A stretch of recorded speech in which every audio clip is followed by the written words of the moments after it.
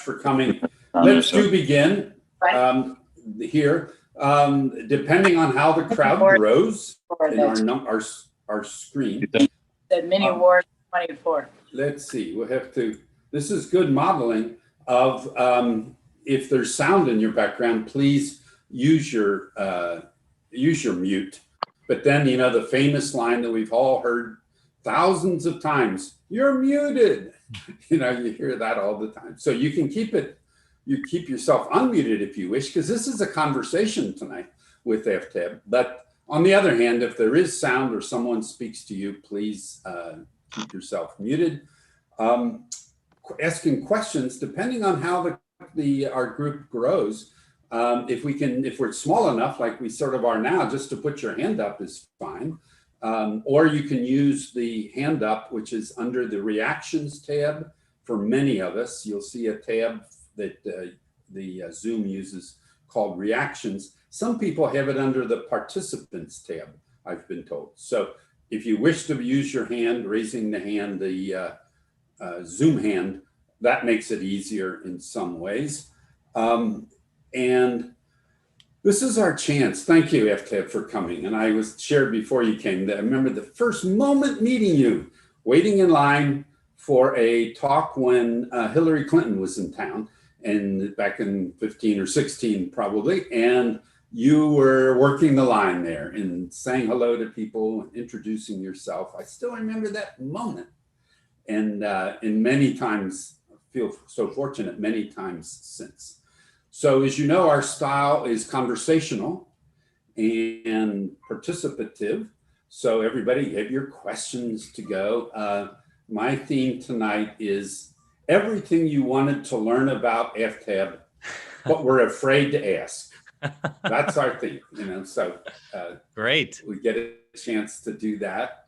And as kind of the old guy I do have in holding the Zoom controls, I have the fortunate place of asking the first question. So I think everybody knows who you are. I think clerk of courts and candidate and leader and great support for many Democratic candidates. I love how you support candidates month after month, year after year. And coming from up in the Dayton area, Ohio State, then you see living here, wonderful wife, Whitney, who's a physician and working hard, and little Bodie, their the spirit of their family now is little Bodhi, which I think means awakened one, does it not?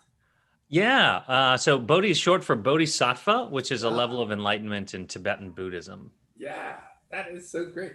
Okay, good. So my first question to get us started, Aftab, is how would you describe your leadership style? Leadership is really important for me. So how would you describe your style, leadership style, and what leadership do you expect to bring to the mayor's position if elected? Well, first off, Bold New Democracy, it's so great to be with all of you. Richard, when we first met, I had fewer gray hairs, probably. Yes. So I've only been in politics for, I guess, 4 years now, 5 years. But in that time, I've gotten married. We have had our beautiful boy Bodhi, and I've really grown as a leader. And I think it's relevant to your question.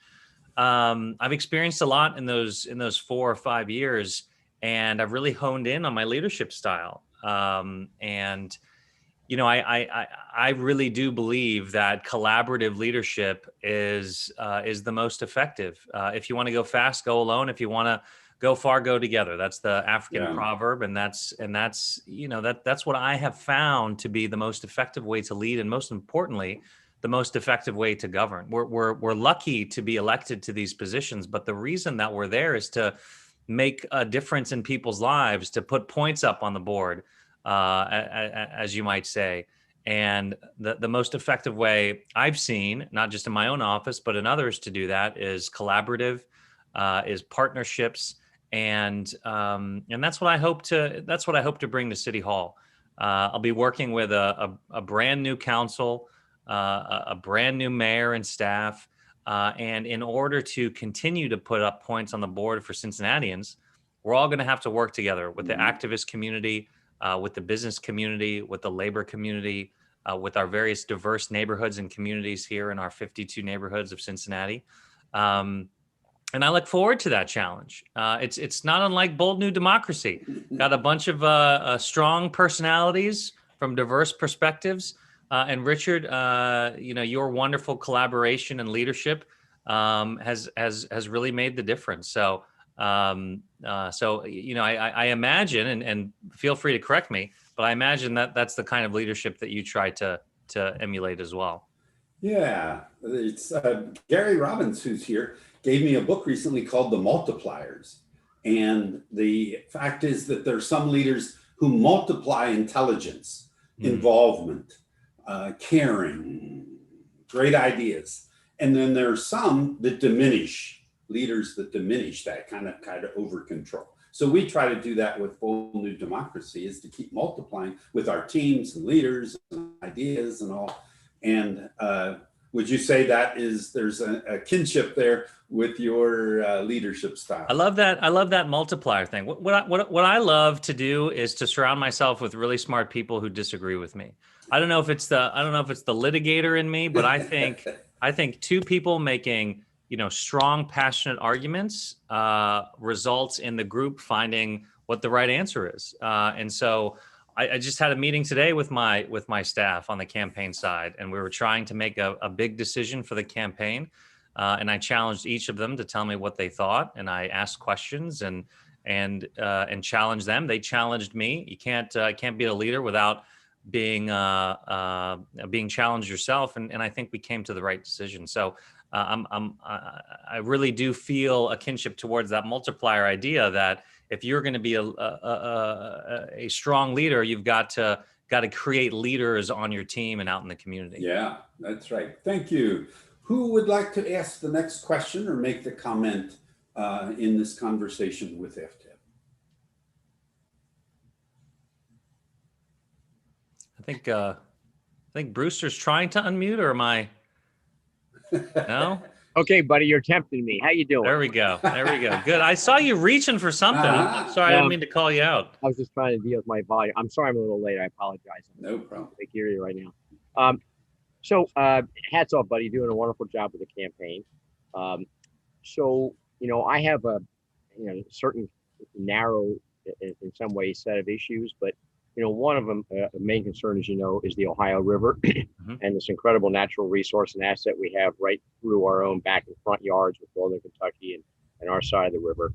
And I'm just curious if you've had any thoughts about what, as mayor, you would like to see the city do to better and more effectively engage with the Ohio, with recreation on the river, with trying to increase people's appreciation of its importance, and especially in collaboration with the other communities from Portsmouth to Louisville that I've been working with on this Ohio River Recreation Trail, trying to create a recreational corridor for adventure travel, paddling and power boating and cycling and using your own car, that kind of thing. Any thoughts on that piece? Because Louisville was ready to give us a $50,000 commitment, okay? But the mayor of Louisville doesn't want to do it unless we get the mayor, current or future, to also commit to engaging with that project. Thank you. Yeah, Bruce, I'd want to learn more about the specifics of the project before I commit to that specific project. But what I can commit to is a rethinking and reinvigorating of this incredible natural resource that we have in the Ohio River. I mean, the climate change is no longer a international or even national issue. It's front and center. It's at our front door. It's a domestic issue as well. And so first and foremost, we have to make sure that we're being a good steward of the Ohio River and ensure that our actions are not resulting in a polluted Ohio River. And that means, getting serious about our commitment to working with our county partners regarding MSD. Not just as it relates to the incredible rate increases that have happened here locally and recently, but also to make sure that we're engaging in good practices so that our Ohio River doesn't suffer as a result. But not just maintaining. If we're going to grow as a city, if we're going to be a global destination for diverse young families to come and to stay, then we've got to take advantage of and leverage our natural resources as it relates to that kind of entertainment and that kind of tourism. And the Ohio River, to your point, is right there. It's a big asset that we're not taking advantage of. And I look forward to partnering with leaders along the river, all the way as far south as Louisville and maybe even further. I think there's a groundswell of support for something like Tall Stacks coming back, and other events and programming that the city can do on or near the river. So I'd be interested in all of those ideas. Great. Well, thanks. That's a great answer. I really appreciate it. And I'll update you more on how that thing is going. But also, just my last comment on this is the city is ready to hopefully announce whoever will win the bid to build the new city marina at the public landing. Yeah, which would that's have great. 30 transient dock spaces. So and it would be a self-sufficient thing. The city wouldn't have to subsidize it for 20 years. It's part of the deal. So it'll be finally bringing back kind of amenity. Here we have this giant, we're a major river city, and you can't dock a boat in the city of Cincinnati. It's ridiculous. But that's down the pike, and when you win, you'll have a chance to help make that vision come to fruition with the project getting implemented. So thank you. That's exciting. Brewster, can you share? I mean, I don't know if you guys know this, but Brewster just on his kayak went from Cincinnati to Louisville. Yeah. This man is forever young. I can barely make it from here to my kitchen. Brewster, any thoughts or any fun stories from the river? Well, people here know this, but we spent 4 days, me and Dan Nair and Lee Robinson as well, on the river from here to Louisville, and we raised about $45,000 as well for Adventure Crew, working to get urban teens out into nature. And but the last night was the craziest one in Westport, north upstream from Louisville, where we had 70-mile-an-hour winds, massive storm. So that drove us off the river. So we actually didn't make it to Louisville, unfortunately. But no rebates here, okay? Thank you. Appreciate it. Yeah, terrific. Sharon has a question or comment. Sharon Anderson. Hi, Aftab. Thank you for the opportunity to be hearing your opinions here and stuff. I'm curious, and maybe it's partly where we live in this city, but I don't think so. I think that what we are facing, not only in our county and our state and our country, is this drug epidemic, which is destroying people, families, individuals, families, and I think in a big part our culture. And I wonder what your stance is on this, and what kind of plans you have, if any, to help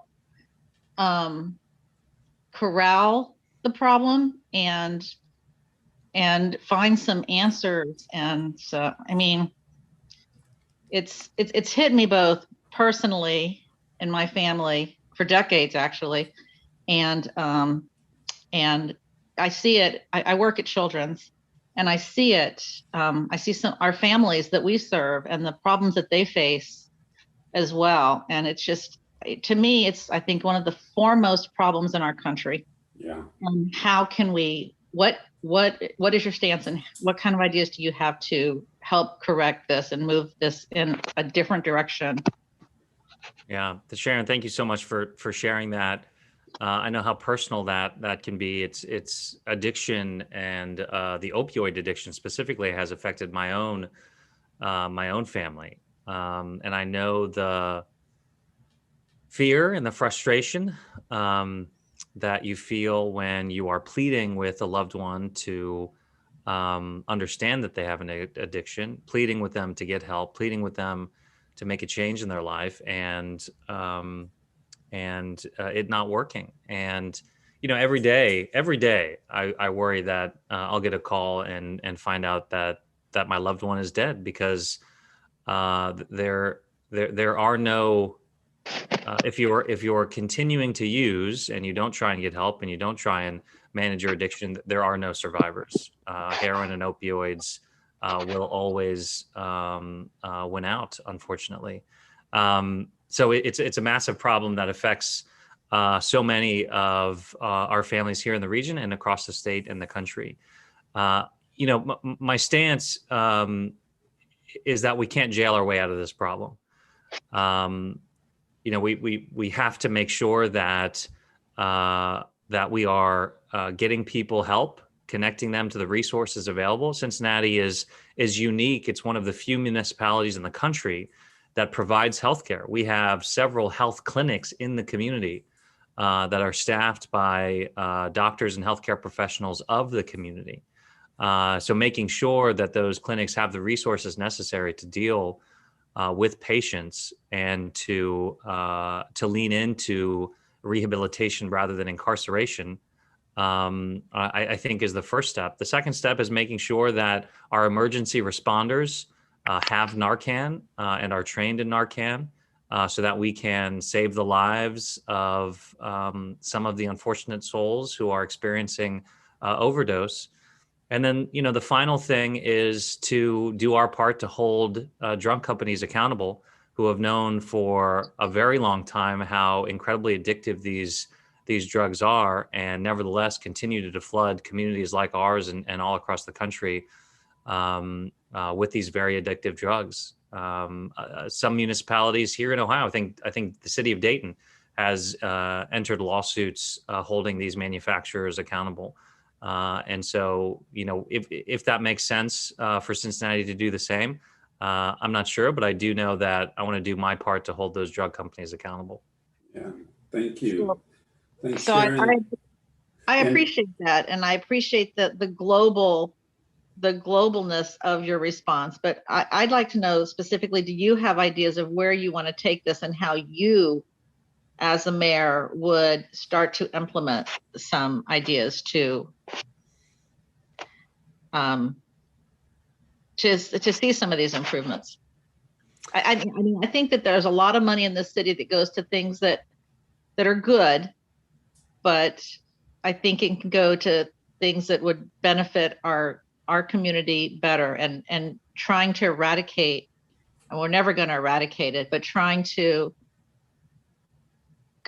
I don't know, just, I guess, trying to eliminate some of the trafficking. And it's because, there's a lot of people that are addicted, but it's the traffickers and the people that are bringing it in that are the biggest problem. And how can we stop them? Thank you, Sharon. So to answer that question, so Sharon, before I ran for office, I was actually a special assistant U.S. attorney at the Department of Justice, working on federal felonies. So I have worked on prosecutions of pain doctors who were abusing their license and overprescribing drugs in a reckless way. But I've also worked with prosecutors, the DEA and the FBI, on prosecuting distributors, exactly what you're talking about. And so without question, a piece of this is law enforcement, making sure that law enforcement has the resources necessary to not go after the end users, the folks battling the addiction, but the folks who are perpetrating on those addicts, making sure that not just illegal drugs, but also illegal guns. I mean, we have an epidemic of gun violence, that the importation of those illicit materials and the distribution of them within our city, that law enforcement and social services have the resources necessary to fix it. But Sharon, that's my perspective. We all are influenced by our lived experiences. Sharon, if you have specific ideas that you want to get in front of me, I'd love to hear them. Yeah, we'll make I sure would love an opportunity to talk one-on-one. Yeah, we'll make sure you have the connection if you don't have it already, Sharon. I would love it. Thank you very much. You're welcome. Thanks for joining and being a part here. Pamela Bowers is next, candidate for Cincinnati Board of Education. Thank you, Richard. Hello, Aftab. Hey, how are you? I'm doing good. Can you guys hear me okay? Yes. Okay, great. I have a couple of different hat questions. The first question is regarding me I'm a newer school board, a little bit over maybe 16 months now that I've been on the school board. But the question I have is, what do you see as the barrier to Cincinnati Public Schools and the city of Cincinnati strengthening or having a stronger relationship? That's my school board hack question. And my part two question is, as a clinical mental health therapist, when we talk about the relationship between the police, the training, and dealing with individuals who may have a mental health issue, what do you see as a way that we can strengthen that experience, maybe experts to deal with that, and how would you roll that out? Because we talk a lot about, you know, getting more social workers and more people advance in the area, but how did you actually roll that out and implement that as the mayor so that we can actually be honest and true about addressing the care for our community versus just talking about what we need? And that's Yeah, my thank you. two-part question. Thank you, board member. I appreciate that. The answer to the first one is, you know, I think a lot of it has to do with personalities. A lot of it has to do with fiefdoms, with conflicting agendas and priorities. And the good news, getting back to the first question that Richard asked me, what is my leadership style? I'm looking for partners. I'm looking for folks who want to collaborate, want to lift up all 52 neighborhoods and push our city forward. And our school board and our city council and mayor not only have not been collaborative, but unfortunately have in many instances been very combative. And when that happens, the losers really are the children and our students in CPS. So I'm hoping that a new council, a new mayor can have a new relationship with CPS, and that's certainly going to be my priority. As it relates to mental health challenges in our schools and in our communities, it's a real problem. It's a real problem that contributes to gun violence. It's a real problem that contributes to Sharon's question about opioid addictions. When people are in pain, they're going to be looking for ways to numb that pain. And so, you know, I think we've got to, it always comes down to resources and funding those priorities and those social services dealing with those mental health issues. But your question referred to law enforcement, and I think there's an important role that law enforcement can play. Not requiring police officers and firefighters to administer mental health aid, something that they're not trained for, not equipped for, and is unfair to ask of them, but to connect the resources that are available in our community to the need. And one very specific reform that I've talked a lot about is reforming our 911 response. Right now, 911 is only helpful if you are on fire or if you're in mortal danger. 25 to 30% of calls to 911 have nothing to do with either. Their mental health issues, their addiction issues, their homelessness issues. And so instead of dispatching paramedics and firefighters and police officers, we need a third option, dispatching emergency responders that are unarmed, but that are trained to deal with 30% of calls that are flooding our 911 centers. I think that's a very effective way to connect the resources available in our community on the mental health side with the need that's so apparent.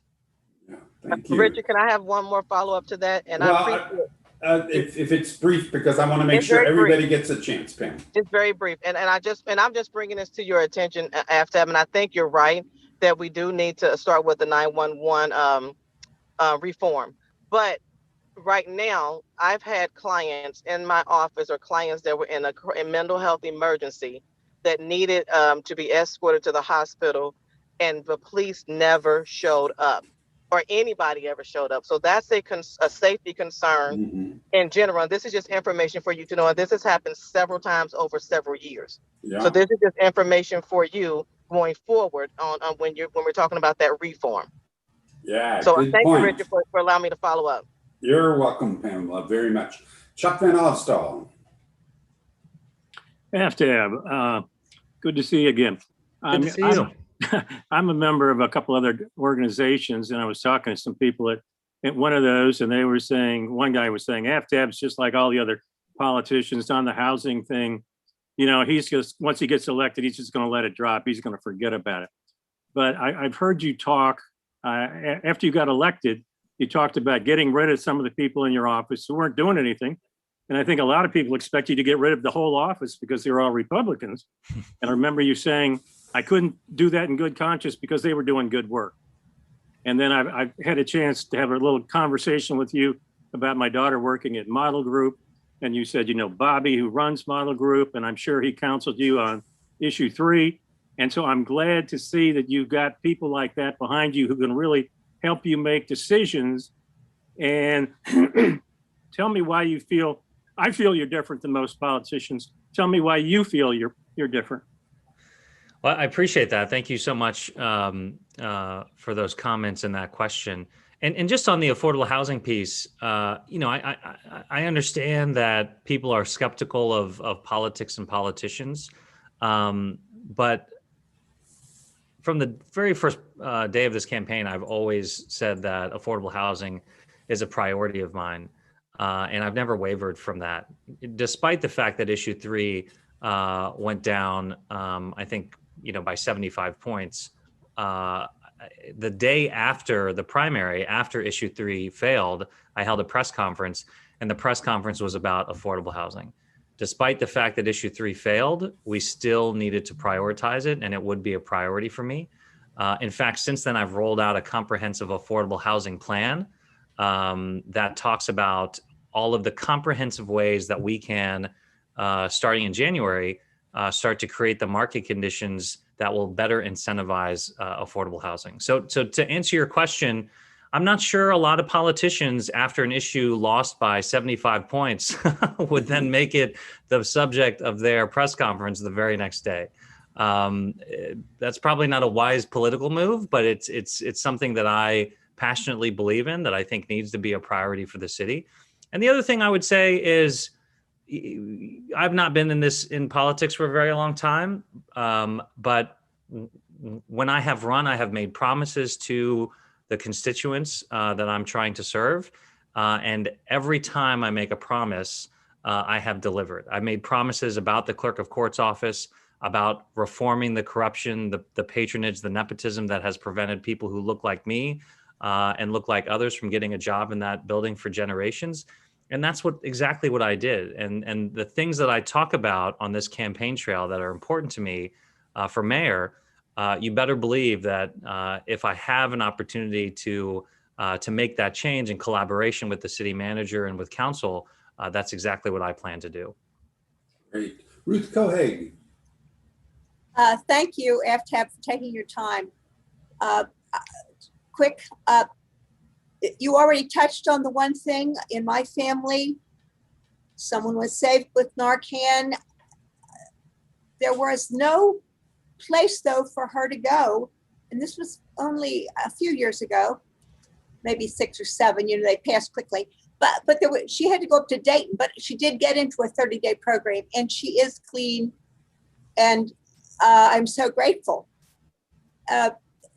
So you touched on that, and I am so, but the thing I really want to reinforce with you, I know you already are probably aware of that. I think there's not enough close by programs, again, that are well done. I have another friend, I won't say what she's told me about what she thinks the basic program is here. She thinks it's not good, but I won't say what she said. And she was also in a program. Here's my question though, or my comment, I guess it is. Again, when people have abuse, things happening, as you said, 70 or 80% of the calls to 911 are not dire emergencies. So we don't get service. So that other branch, I would love to have that happen soon. That other branch that doesn't come with a gun and a mask and it really antagonize home situations. So you want to say any more about that? Thanks. Yeah, thank you so much, Ruth. I appreciate it. You know, this is not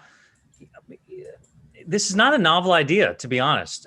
Cities across the country are already engaging in this. And in fact, here in the state of Ohio, both Dayton and Columbus has said recently that they plan on doing it and have allocated the resources to do it.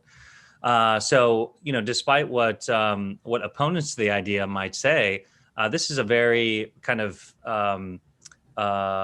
middle of the road idea that just makes sense. I mean, not only is it a problem that we're putting our first responders who are not necessarily trained for these issues into those situations. But it's also a problem, Ruth, because we're taking them away from areas where they're needed most, right? So it's a double-edged inefficiency, and we're just setting up our public servants to fail. And we're unfortunately, in some instances, might be creating dangerous situations.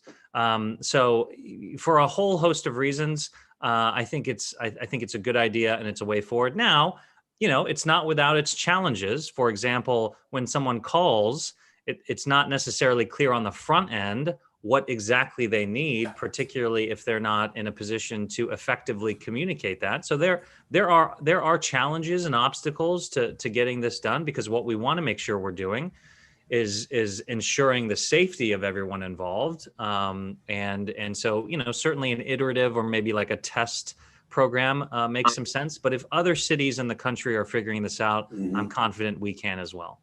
Good. Thank you. Thank you. Marty Harrington.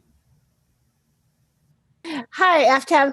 I was wondering if you could talk about what you learned and experienced as a federal prosecutor, and what that, I'm hoping that adds to your sense of how to achieve justice in the city. Yeah, absolutely. But I know that, well, I have gray hair now, so I don't look that young anymore, but I used to look very, very much younger than I currently do. I can thank my 2-year-old for that. But despite the way it may seem, I actually had a full career before running for office. I was an antitrust litigator at a law firm, a big kind of global law firm. After that, I was a special assistant U.S. attorney for a year. And after that, I was the global brand attorney for Oil of Olay, P&G skincare company. So, in addition to being a federal prosecutor, I have seen courthouses, state courthouses and federal courthouses all over the country.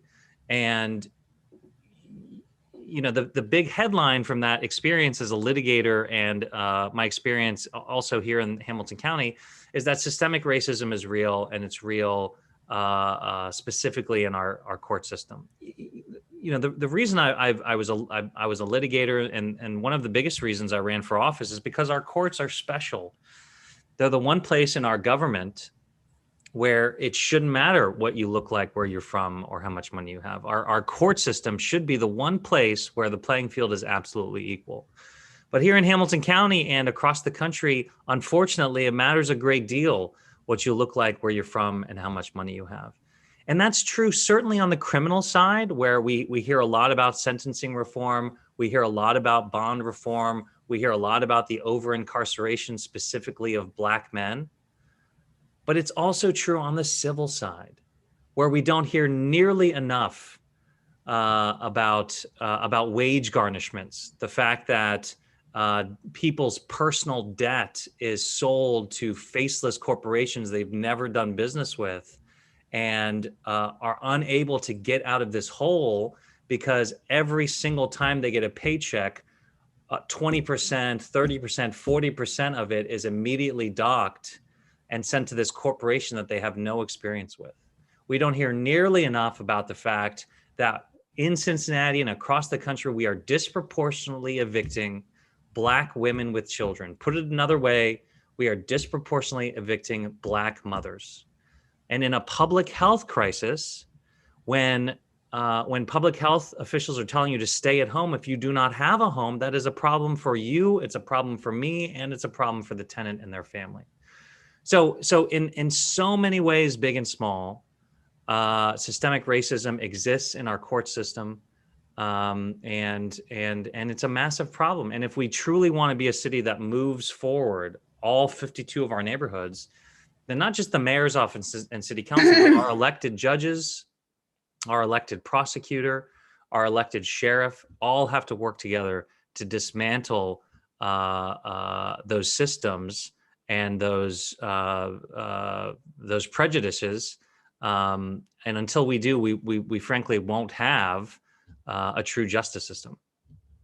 Thank you. Yeah, I guess not everybody would be impressed by the virtue of being a lawyer, but to me that seems really important. Yeah, thank you, Marty. Antoinette is next. Yes, I'm sorry I was late to the meeting. I was the second last speaker at the redistricting testimony that AFTAB was, I believe, the first speaker. Second. So. Well, yeah, probably first or second. Yeah. Right. So thank you for doing that, AFTAB. I'm not sure then, since I'm late, if my question's been asked, but recently I became aware of the CincinnatiReform.org effort by Tom Brinkman and Paul Whitty to put a ballot initiative together to end corruption at City Hall. And the 8-point, number 8 of the 8 points on this effort says provide for the recall of the mayor. So as a mayoral candidate, FTAB, I was wondering, what is your opinion of this ballot initiative, and what do you think voters need to know about it that this card doesn't tell us? To be honest, I don't know that much about it because I mean, I've read some articles about it, but I haven't. Do they have language yet? I mean, is it like a? I guess I want to answer that. I guess I'd want to learn more about what the language actually looks like, other than what they're saying it looks like. I want to know more about whether it's actually going to be on the ballot, whether they have the signatures or not. But let me just say this. It's being organized by Tom Brinkman, who is a very, very conservative state legislator who I'm not sure I've ever met him, but I'm very confident we do not see eye to eye. So I would be very skeptical once I do have the language in front of me, once I do understand whether or not they get the signatures, I'd be very skeptical of anything that's led by him. I can safely say that. Great. Yeah. Thank you. Maybe we can send something over, whatever we have that might help you with that. Sue Ellen is next. Sue Ellen. Hey, I'm not muted. Hi, Aftab. I guess my question implies that I'm pretty confident you'll be elected, but I volunteered to ask this on behalf of one of the council candidates who was interested in whether or not you have given thought to your staff, specifically the city manager, and what would you be willing to say about that? Thanks, Sue Ellen. I think I can guess the council candidate because that's all he seems to want to talk about. Well, first off, the city manager is not on my staff. I know that's a small distinction, Sue Ellen. I don't want to correct you, and that's certainly not my intention. But it's important to say that the city manager is distinct from the mayor and is also distinct from city council. So the thousands of employees in the city administration pretty much, not all of them, but pretty much report to the city manager. They are essentially the operations, the execution of what council and the mayor govern by. Now, the mayor has very specific responsibilities. It's a separate branch of the government, of our local government. It's a stronger mayor system, not a strong mayor, but a stronger mayor system. And among my various responsibilities is the hiring and firing of the city manager with council's approval. And so we do have a working relationship if I'm lucky enough to win. But she or he is not on my staff. Listen, what I've told everyone is that I'm keeping an open mind about the current city manager. I've not met with her. I don't think I've ever met her. So I'd like to have an opportunity to sit down with her and listen to what her vision is, what her priorities are for our city, and make sure first and foremost that we're aligned on those things. But irrespective of that, I'm also potentially open to a nationwide search if I think that's necessary. But certainly, first and foremost, Sue Ellen, I've got to win. So I'm working very hard to make sure that happens. Mm-hmm.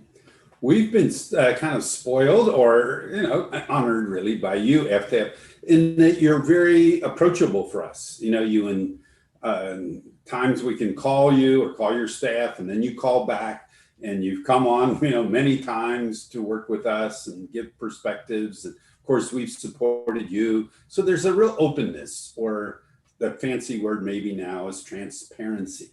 What commitment do you have to be with the citizen activists? I know you'll be very connected to the more official money people and governmental people and judicial people, but we activists, we citizens, what is your commitment to stay connected, transparent, and kind of accountable, if you will, or in partnership with us?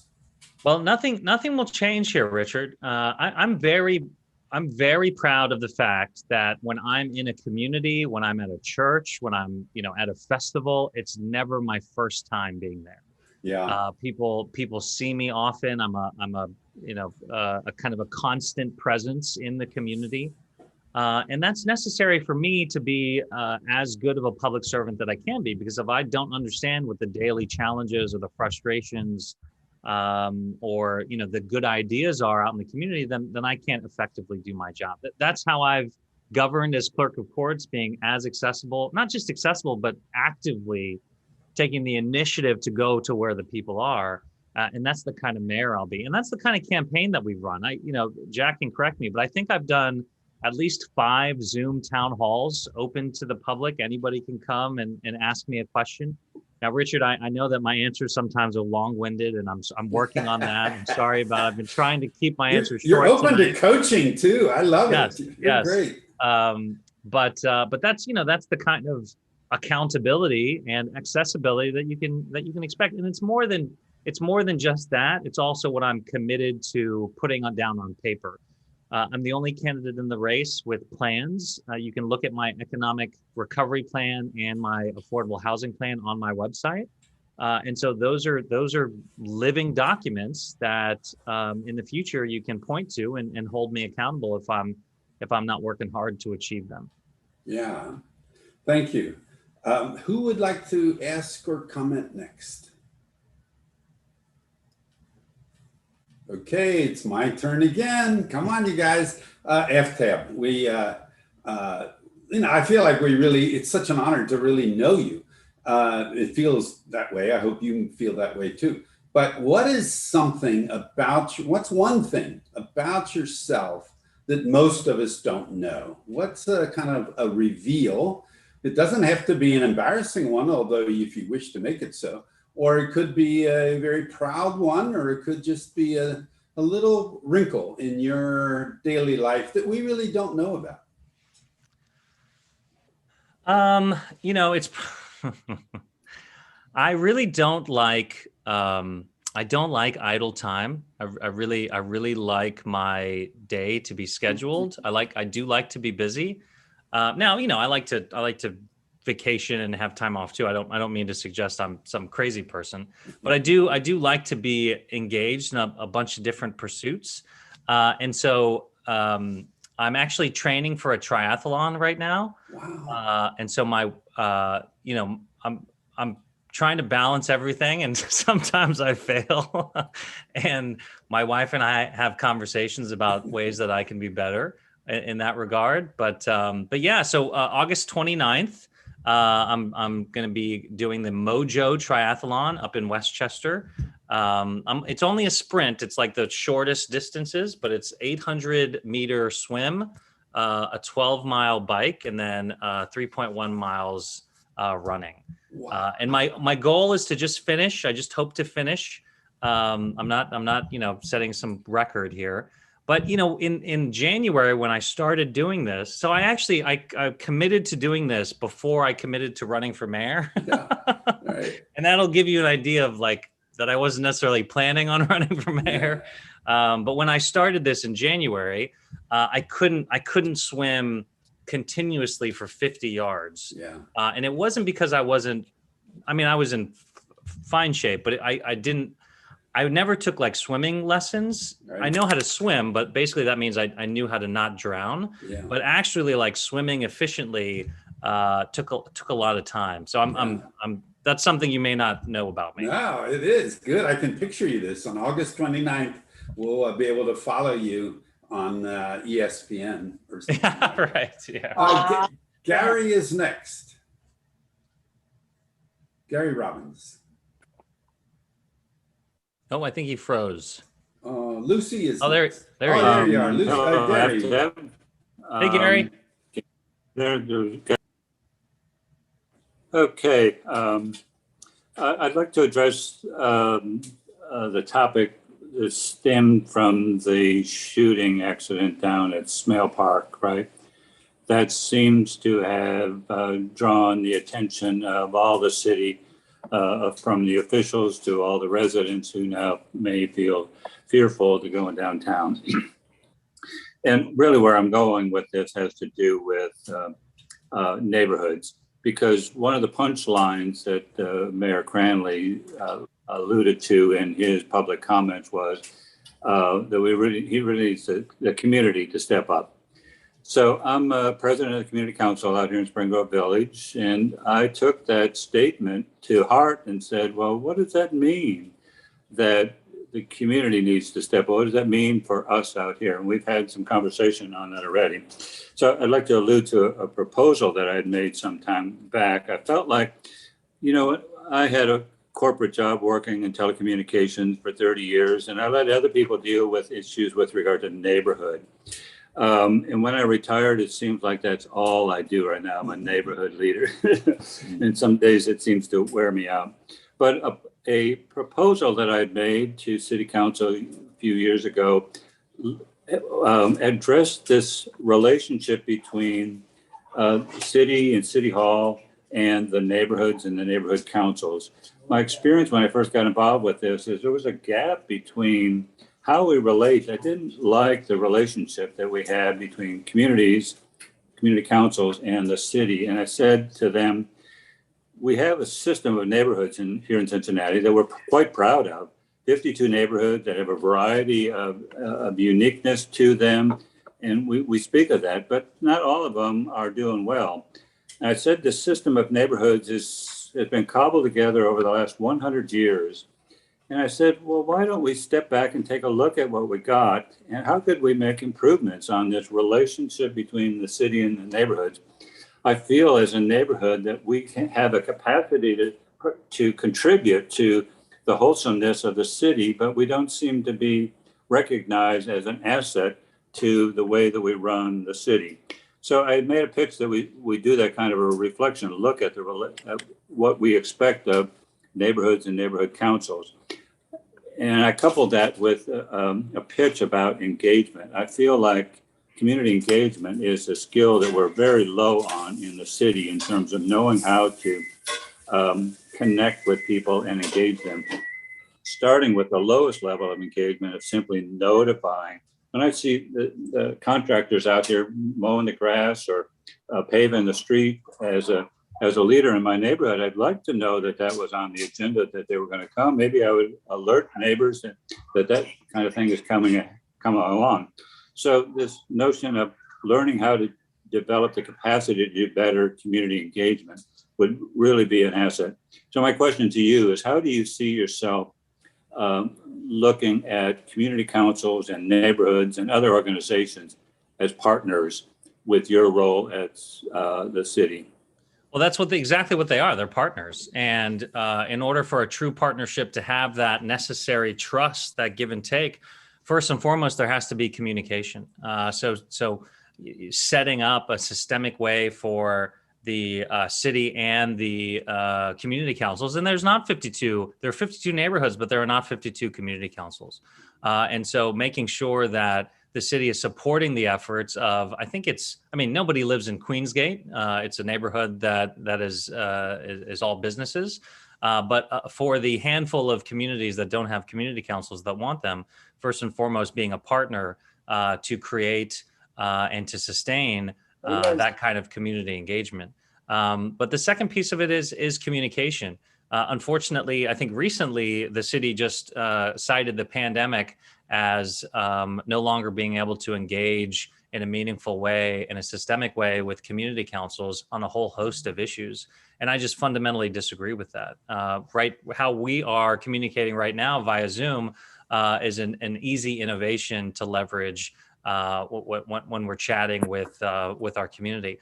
But I do want to be even-handed here as well, Gary, because not all community councils are created the same, and community councils can be very transient, and that can frustrate the watchword of the day, which is the partnership and the collaboration between the city and community councils. So there has to be flexibility and a commitment on both ends in order for the relationship to really blossom.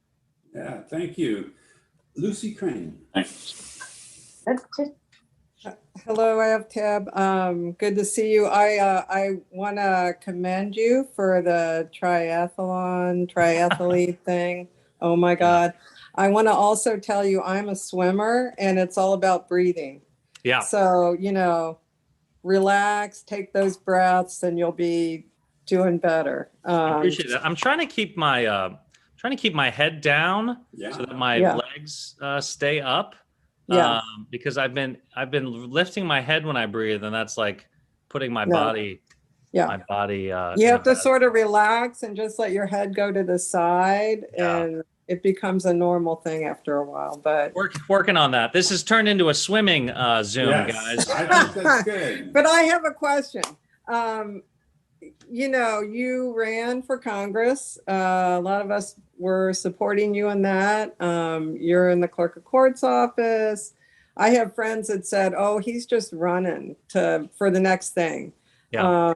And so my question is, why mayor, and why did you pick that? And what do you really think you can get accomplished? What's your vision for the city as mayor?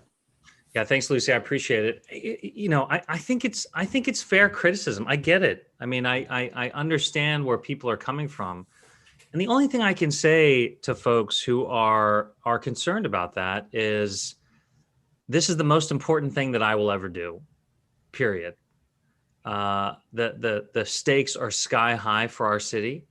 It's unfortunately been a historic year. And the reason I'm running is because of how challenging the issues that we're facing. The pandemic, the economic downturn because of the pandemic, 4 indictments on city council, the gun violence that continues to rage in our community. The deck is stacked against us. And the decisions that we make right now in this election this year will have consequences, not just for the next year, but for the next 2 decades. And if we want to be a city that is growing without displacing, if we want to be a city that dismantles the systemic racism that exists in our communities, if we want to be a city where a child born today in any one of our 52 neighborhoods has the same chance and the same opportunity as any other child, then we've got to vote for change. We can't expect change if we keep sending the same people year after year to City Hall. And that's my big vision. A new kind of government, a new kind of future, an opportunity to change our trajectory and be the kind of place that people want to be at, a kind of place that is pushing the envelope with new ideas and a fresh perspective, an exciting place that's growing, that's dynamic, but that also holds on to its history and respects its legacy communities. No city in the country is accomplishing that. People talk about Austin, they talk about Nashville. Those cities have grown exponentially, but with that growth came destruction. We have an opportunity to certainly grow. I want to grow, and I want to grow quickly, but we have an opportunity to grow in a way that is equitable, to make sure that we're lifting up all 52 of our neighborhoods. Right, thank you. Can I do a quick follow-up question? I'm sitting here listening to you and thinking about all the people that are running. So many of them are inexperienced, young, which is great, and inexperience can be helpful sometimes. Even the incumbents haven't been on council that long. except maybe Greg or, Michelle a little bit. But I'm wondering as mayor, if you get in and there's this whole new council and people with not a lot of, experience, track record, what do you do to bring folks together to work together? Well, look, I mean, I think that's a real challenge, the lack of institutional knowledge. But I think the silver lining of that is that people will be desperately wanting to work together, right? I mean, I think that will be a positive result of that lack of institutional knowledge. And we are going to need each other. We are going to have to lean on each other in the mayor's office and in city council in order to collect our shared experiences and knowledge about how to move the city forward. But to put you at somewhat of an ease, the city, the mayor and the council set the priorities, set the funding priorities, but the folks who are actually executing on those priorities and on those principles are the city administration folks who shouldn't be at the whim of the political winds and are the professionals in that building who should be executing on those ideas. Yeah. Wow, we're getting here close to the end. I love to go to a bigger picture sometimes too. And I respected the way you supported Sherrod Brown in previous years and ways. And, I was kind of proud that you were a surrogate oftentimes for Sherrod and going out and doing those things. Well, now we have Tim Ryan running for this Senate, and our group and all those here, I believe, know how crucially important it is that we win that Senate seat. Will you, if elected in November, or even if not, but let's picture that you are, will you be able to be a really contributing, you have all your city work, but will you also be able to really help the campaign of Tim Ryan for Senate? Yeah, I mean, I've endorsed Tim Ryan. I'm very supportive of him. I'm certainly not going to be able to be a surrogate for Tim Ryan because I'm staying here in the city. Sure. But big advocate of Congressman Ryan. I actually met Congressman Ryan when he was a young congressman, and I was student body president of Ohio State. Yeah. And since that time, he's been a mentor of mine. He's been a big supporter of mine, and I think he is exactly the kind of partner that Sherrod Brown needs in Washington, D.C. to continue to fight for working families here in Ohio. So, so whatever I can do to support Tim Ryan. And I also, whether I'm elected or not, I'll continue to fight hard with all of you to organize and to make sure that we turn Ohio blue and keep it blue, not just for Tim Ryan, but for Sherrod Brown and for whoever comes out of the gubernatorial primary. Yeah, thank you so much. We want to honor Bodhi time. It's might be getting close to your little son's bedtime, so we want to honor that. And that was our agreement that we'd go to 8, sharing. It's always wonderful to be with you. Richard, did I talk too long? I was trying to cut it short. You were great. I think that you really got to the heart of the matter. And I'd say I don't think there was one time when I was thinking, hey, come on. Not even one Aftab. So thank you. I appreciate the time. Yeah, great. Thank you all. Let's give a hand for Aftab. Let us know anytime we can be a partner with you. Yeah, just I don't know if Jack mentioned it in the chat. The only thing that I will tell you guys about is I think August 18th. Is that right, Jack? Office opening? Yes. 14th. August 14th. We are opening our office. Yeah. So come and grab a yard sign, a T-shirt if you'd like. We're also going to start knocking on doors soon. So stay tuned for that. Okay. Thank you. It's a palatial office, guys. It's 4 stories. It's the biggest, nicest office I've ever seen. Wow. Where is it? Where is it? It's in Mount Auburn, close to Coreyville, really close to Inwood Park. It's 26 East Hollister, just down the street from the Planned Parenthood. We'll get all those details from Jack and make sure we get it into our agendas as actions that we can take. Thank you so much. Have a great night.